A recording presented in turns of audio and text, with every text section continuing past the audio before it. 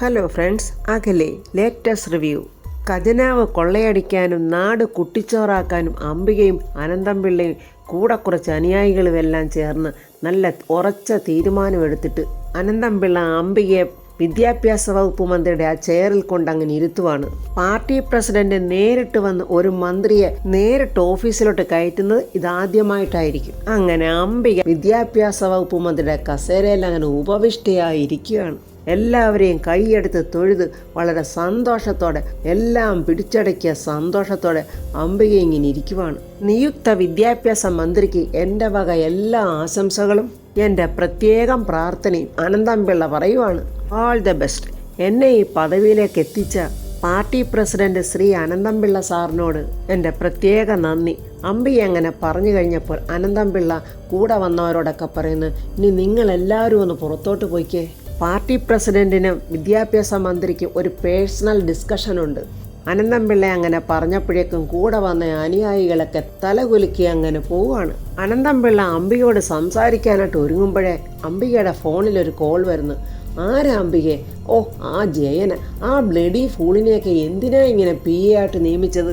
അത് രാജുവിനൊട്ടൊരു വെട്ട. ജയനെ രാജുവിൻ്റെ അളിയനല്ലേ? പോരാത്തതിന് അവനൊരു പാഷാണത്തിലെ കൃമി കൂടിയാ. ഈ വക ജന്തുക്കളെയൊക്കെ നമുക്ക് ആവശ്യം വരും. അംബിക, ഞാൻ പറയാൻ വന്നത് എന്താന്ന് വെച്ചാൽ, ഇവിടുന്ന് അങ്ങോട്ട് അംബിക മിനിസ്റ്ററാ.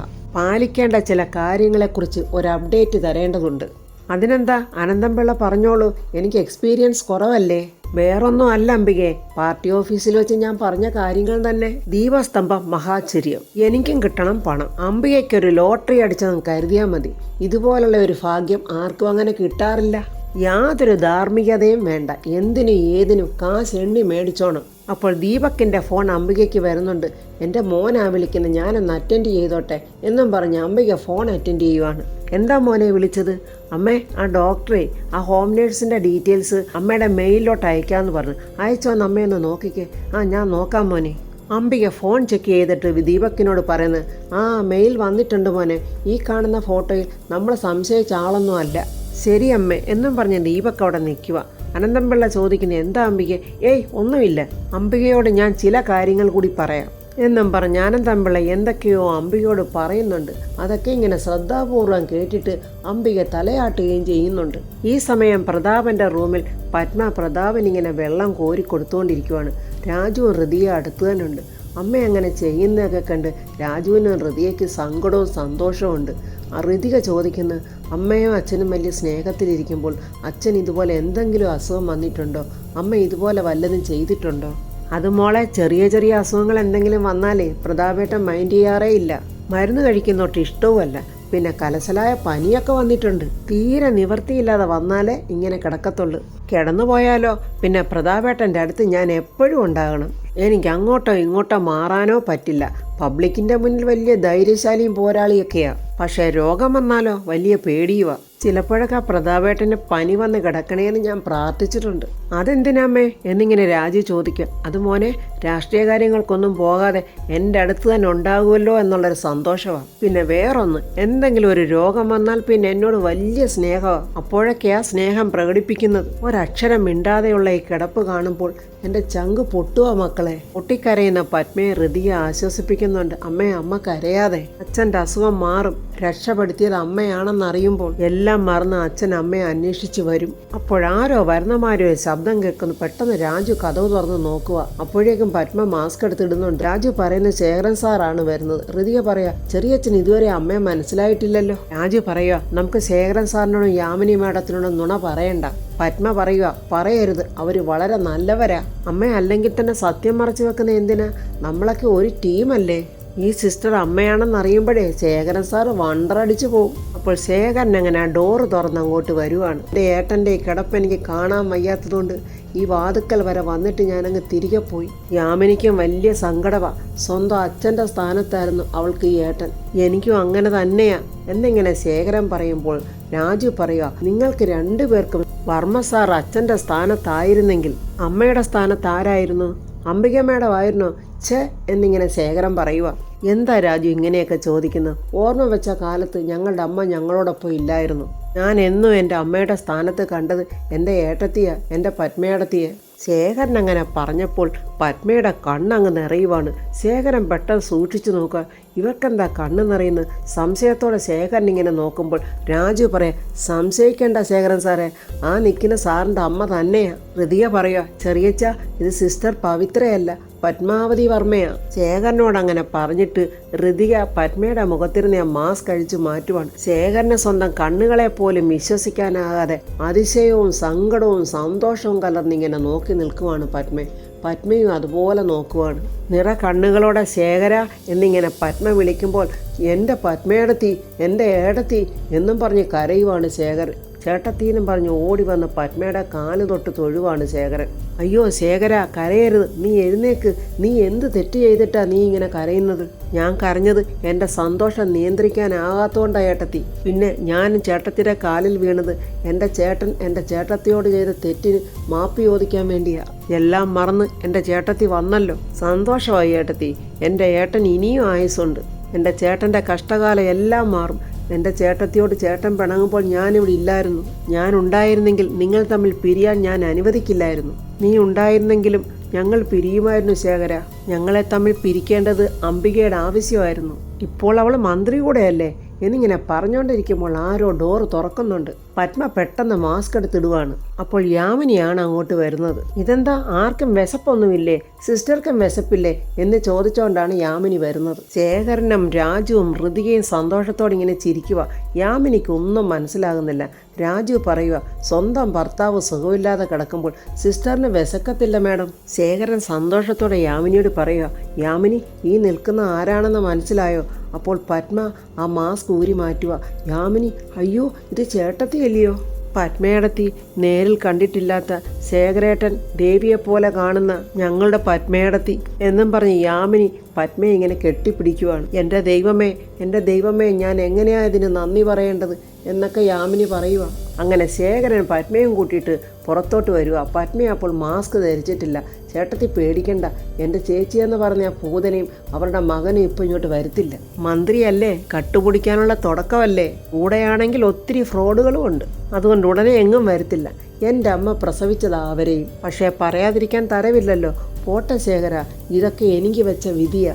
ഞാൻ അനുഭവിക്കാനുള്ളത് ഞാൻ തന്നെ അനുഭവിച്ചല്ലേ പറ്റൂ. എന്തായാലും എനിക്ക് വളരെ സന്തോഷമായി ഏട്ടത്തി. എൻ്റെ ചേട്ടനെ രക്ഷിക്കാൻ എല്ലാം മറന്ന് എൻ്റെ ചേട്ടത്തി വന്നല്ലോ. ചേട്ടനെ സ്നേഹിക്കുന്നതിൻ്റെ ഭാഗ്യം. ചേട്ടന് കുറേ നാൾ മുന്നേ ഹെൽത്ത് ഇഷ്യൂസ് ഉണ്ടായിരുന്നു. അതിൻ്റെ ട്രീറ്റ്മെൻറ്റിലായിരുന്നു ചേട്ടൻ. അതാരും അറിയാതെ ആരോടും പറയാതെ ചേട്ടൻ കൊണ്ടു നടക്കുമായിരുന്നു. ഒടുവിൽ ദൈവമായിട്ട് തന്നെ എന്നെ അത് ബോധ്യപ്പെടുത്തി തന്നു. എന്താ ശേഖര, എല്ലാം എന്നോട് തുറന്നു പറയും. അങ്ങനെ പ്രതാപനും ശേഖരനും സംസാരിച്ചുകൊണ്ടിരിക്കുമ്പോൾ പ്രതാപൻ്റെ മൂക്കിൽ കൂടെ ബ്ലഡ് വന്നതും അത് കണ്ട് ശേഖരൻ ഭയന്നതും അങ്ങനെ ഹോസ്പിറ്റലിൽ പോയതും പ്രതാപൻ്റെ അസുഖങ്ങളെല്ലാം ഡോക്ടർ പറഞ്ഞതും എല്ലാം ശേഖരൻ അങ്ങനെ വിവരിച്ച് പറയുവാണ്. അത് കേട്ടതും പത്മ, എൻ്റെ ദൈവമേ, ഞാൻ എന്തൊക്കെയായി കേൾക്കുന്നത് എന്നും പറഞ്ഞ് തളർന്ന് വീഴുന്ന പോലെ ആകുകയാണ്. ഞാൻ പറഞ്ഞത് സത്യമായിട്ടെത്തി. ഏതോ ഒരു ഓപ്പറേഷൻ വേണമെന്ന് ഡോക്ടർമാർ പറഞ്ഞിരുന്നു. ഇങ്ങനെ ഒരാപത്തുണ്ടായതുകൊണ്ട് ആ ഓപ്പറേഷനും നടന്നു. മരണത്തെ മുൻകൂട്ടി കണ്ടുകൊണ്ടായിരുന്നു ചേട്ടൻ നടന്നിരുന്നത്. ആരോടും പറയാതെ മരണത്തിന് കീഴടങ്ങാനായിരുന്നു ചേട്ടൻ മനസ്സിൽ ഉദ്ദേശിച്ചുകൊണ്ട് നടന്നത്. അതേതായാലും ചേട്ടത്തി ദൈവം അനുവദിച്ചില്ല. ഒരിക്കൽ എന്നോട് ചേട്ടൻ പത്മേടത്തിയെക്കുറിച്ച് സംസാരിച്ചിരുന്നു. എൻ്റെ ചേട്ടൻ്റെ മനസ്സ് മാറണേന്ന് ഞാൻ ഒത്തിരി പ്രാർത്ഥിച്ചിരുന്നു. എന്തായാലും ഒരു കാര്യം എനിക്ക് ഉറപ്പായി, എൻ്റെ ചേട്ടത്തി തിരികെ വന്നതോടെ എൻ്റെ ചേട്ടൻ്റെ അസുഖം മാത്രമല്ല കഷ്ടകാലവും മാറും. ഞാനിപ്പോൾ വെറും ഒരു ഹോം നേഴ്സ് മാത്രമാണ് ശേഖര. പ്രതാപേട്ടൻ്റെ മകളെ പ്രസവിച്ച ഒരു ഭാര്യയല്ല ഞാൻ. വെറും ഒരു ഹോം നേഴ്സ്. രോഗിയുടെ രോഗം മാറുന്നതോടെ ഞാൻ തിരികെ പോകും. അങ്ങനെ ശേഖരനോട് പറഞ്ഞിട്ട് പത്മ കരഞ്ഞുകൊണ്ട് അങ്ങ് പോവുകയാണ്.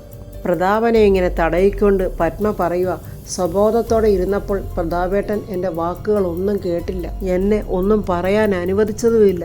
ഇപ്പോൾ ഈ അവസരത്തിൽ എനിക്ക് ചിലതൊക്കെ പറയാൻ പറ്റും. ഞാൻ പറയുന്നത് പ്രതാപേട്ടൻ്റെ ഉപബോധ മനസ്സിലെങ്കിലും കിടക്കുമെന്നുള്ള വിശ്വാസത്തോടുകൂടിയാണ് ഞാൻ പറയുന്നത്. ഇതൊരു കുമ്പസാരമല്ല.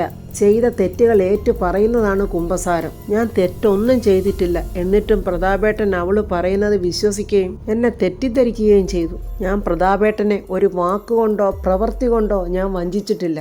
ആ ജഗന്നാഥേട്ടൻ എനിക്കൊരു കൂടപ്പറപ്പിനെ പോലെയായിരുന്നു. എന്നെയും പ്രതാപേട്ടനെയും തെറ്റിച്ച് ഞാൻ പ്രസവിച്ച പ്രതാപേട്ടൻ്റെ കുഞ്ഞ് പ്രതാപേട്ടൻ്റെതല്ലെന്ന് വരുത്തി തീർക്കാനുള്ള കള്ളക്കഥയാണ് അംബിക എന്ന് പറഞ്ഞു പരത്തിയത്.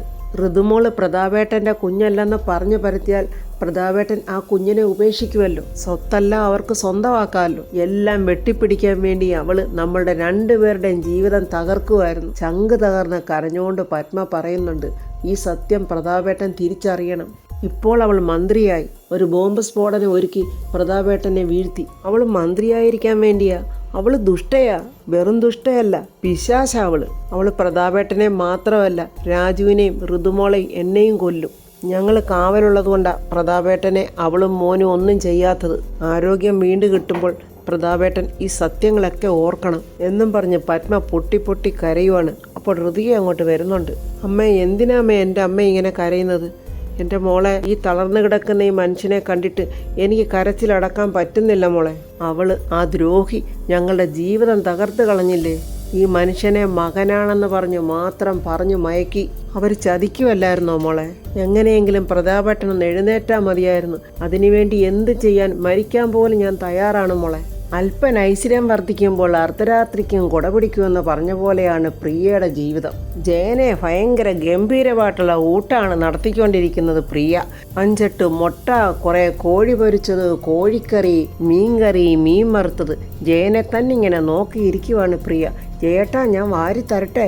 ഇത്രയ്ക്ക് സ്നേഹമൊക്കെ വേണോ പ്രിയേ? ഇത് മാത്രമല്ല, എനിക്ക് ആരെങ്കിലും വാരി തരുന്നത് വല്ലാത്ത ഒരു ഇളുപ്പ. അയ്യോ, ഞാൻ ഭാര്യയല്ലേ ജയേട്ടാ. അതൊക്കെ ശരി, എന്നാലും എനിക്ക് അറപ്പാ. എനിക്ക് ഓക്കാനം വരും. എന്നാലും സാരമില്ല, അങ്ങോട്ട് ഉരുട്ടി അങ്ങോട്ട് കഴിക്ക്. ചിക്കൻ എന്താണ്ടി, കോഴിമുട്ടയൊക്കെ അങ്ങോട്ട് കഴിക്ക്. ഇനി മുതൽ എൻ്റെ ജയേട്ടൻ പോഷകാഹാരങ്ങൾ വേണം കഴിക്കാൻ. മന്ത്രിയുടെ പുറകെ നടന്ന നാട് മൊത്തം കറങ്ങാനുള്ളതല്ലേ? ജയൻ ചോദിക്കുക, എടി ഈ അസൂയാലുക്കളെ നിന്റെ ഫാദറും മദറും എവിടെ പോയി? ആ വേണു ആശാനും ആശാത്തിയും. ഒരുളുപ്പുമില്ലാത്ത നന്ദി കെട്ട പ്രിയ പറയുക. തലയ്ക്ക് കൊട്ടുവടിക്ക് അടി കിട്ടിയതുപോലെ അപ്പുറത്ത് രണ്ടും അങ്ങോട്ടും ഇങ്ങോട്ടും നോക്കി ഇരിക്കുന്നുണ്ട്. ജയേട്ടൻ അവരെ മൈൻഡ് ചെയ്യേണ്ട. ഇതൊക്കെ വേണുവേട്ടനും രാധമ്മയും കാണുന്നുണ്ട്. ഇനി മന്ത്രിസഭയിലെ വിശേഷങ്ങളൊക്കെ പറ ജയേട്ടാ. എല്ലാ മന്ത്രിമാരെയും കണ്ടോ? അവരോടൊക്കെ സംസാരിച്ചോ? ആ മുഖ്യമന്ത്രിയെ മയക്കി കയ്യിലെടുത്തോണേ.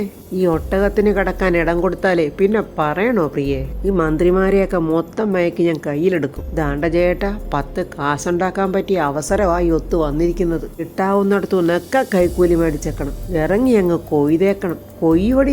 കൊയ്ത് ഞാൻ മറിക്കുവടി. നീ മൂന്നാറിലും നെല്ലിയാമ്പതിലും ഒക്കെ കുറെ എസ്റ്റേറ്റുകളൊക്കെ നോക്കി വെച്ചോ. നമുക്ക് മേടിക്കാടി പ്രിയേ. ചേട്ടാ, നമുക്ക് കമ്പത്തും തേനിയിലും ഒക്കെ കുറച്ച് മുന്തിരിത്തോട്ടം മേടിക്കണം. അത് ശരിയാ പ്രിയെ, നമുക്ക് ഒഴിവുള്ളപ്പോഴേ ഈ മുന്തിരിത്തോപ്പിലൊക്കെ പോയി ഓടിക്കളിക്കാം. ഇനി മുതൽ ഞാൻ ജയേട്ടൻ്റെ ഫുഡിൻ്റെ രീതികളൊക്കെ ഒന്ന് മാറ്റാൻ പോവുക. രാവിലെ ബദാം പരിപ്പ് അരച്ച് കലക്കിയ 1 ഗ്ലാസ് പാല്, ചുട്ട 2 ഏത്തപ്പഴം, പുഴുങ്ങിയ 4 കോഴിമുട്ടയുടെ വെള്ള, പിന്നെ 2 ഇഡ്ഡലി. ഉച്ചയ്ക്ക് പിന്നെ മന്ത്രിസഭയിൽ നിന്നായിരിക്കുമല്ലോ ഊണ്. നെയ്മീനും മട്ടനുമേ കഴിക്കാവൂ. വൈകിട്ട് ഡ്രൈ ഫ്രൂട്ട്സ്. പ്രിയെ, ഞാൻ ഈ കാശുണ്ടാക്കിക്കൊണ്ട് വരുമ്പോഴേ ഈ പിരിമുറുക്കം മാറ്റാൻ രാത്രിയിൽ 2 എണ്ണം വീശിക്കോട്ടെ. എന്നാലൊരു കാര്യം ചെയ്യും, സ്കോച്ചും വിസ്കിയും വാങ്ങിച്ചു വെക്കാം. വൈകിട്ട് ഞാൻ ഒഴിച്ചു തന്നോളാം, കഷായം പോലെ 2 എണ്ണം. അയ്യോ എൻ്റെ പ്രിയേ, അത് മതി. ഇതെല്ലാം വേണുവേട്ടനും രാധമ്മയും അവിടെ മാറി നിന്ന് കാണുകയും കേൾക്കുകയും ചെയ്യുക. അവർക്ക് ഉള്ളുകൊണ്ട് നല്ല ചിരി വരുന്നുണ്ട്. മകളുടെ ഒരു അഹങ്കാരവും അഹംഭാവവും 10 പൈസ കയ്യിൽ വരുമെന്നുള്ളപ്പോഴേ തന്തയും മറന്നു, തള്ളയും മറന്നു, ഇത്രയും നാൾ നോക്കി ആങ്ങളെയും നാത്തൂനെയും മറന്നു. അപ്പോൾ ഫ്രണ്ട്സ്, ജയനും പ്രിയയ്ക്കും കിട്ടാൻ പോകുന്ന അടി എന്തായിരിക്കും? അംബികയുടെയും മകൻ്റെയും ഗതി എന്താകും? പത്മ പറഞ്ഞതെല്ലാം പ്രതാപൻ്റെ മനസ്സിൽ കയറിയിട്ടുണ്ട്. പ്രതാപൻ അതെല്ലാം മനസ്സിലാക്കി അംബികയും മകനെയും അവിടെ നടിച്ചിറക്കുന്ന റിവ്യൂവുമായി നമുക്ക് നാളെ കാണാം. എൻ്റെ ഈ റിവ്യൂ ഇഷ്ടപ്പെട്ട ലൈക്കും കമൻസും, സബ്സ്ക്രൈബ് ചെയ്യാത്തവർ സബ്സ്ക്രൈബ് ചെയ്യണേ.